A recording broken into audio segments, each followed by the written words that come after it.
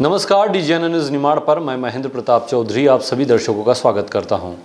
जिले के भिकनगांव थाना क्षेत्र के ग्राम अमनखेड़ी में शासकीय गोचर भूमि पर कब्जे को लेकर दो गांव के लोगों के बीच चल रहा विवाद मुख्यालय पहुंच गया है।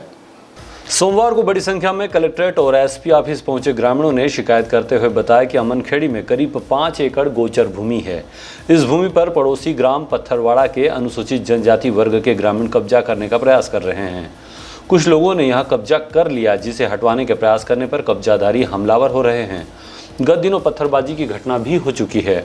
ग्रामीणों ने मांग की है कि पंचायत की भूमि पर पंचायत को कब्जा दिलाया जाकर इस भूमि को अतिक्रमण मुक्त कराया जाए। एकड़ सरकारी जमीन है, गौचर जमीन है।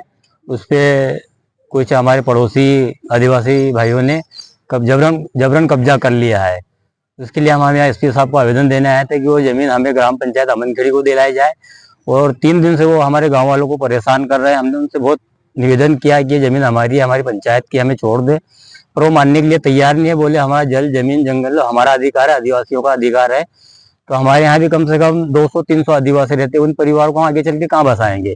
इसी विषय को लेकर आज हम कलेक्टर महोदय से, एसपी महोदय, हमारे विधायक, जनप्रतिनिधियों से मिले कि हमारी समस्या का समाधान किया जाए। और एसपी जी ने हमें सहयोग किया है, आश्वासन दिया है कि पूरा पंचायत को सहयोग करेंगे। शासकीय भूमि है पूरे गांव की। उस भूमि पर पड़ोस का एक गांव है पत्थरवाड़ा, वहां के कुछ लोगों के द्वारा जबरन कब्जा किया जा रहा है, जो कि न्याय संगत नहीं है।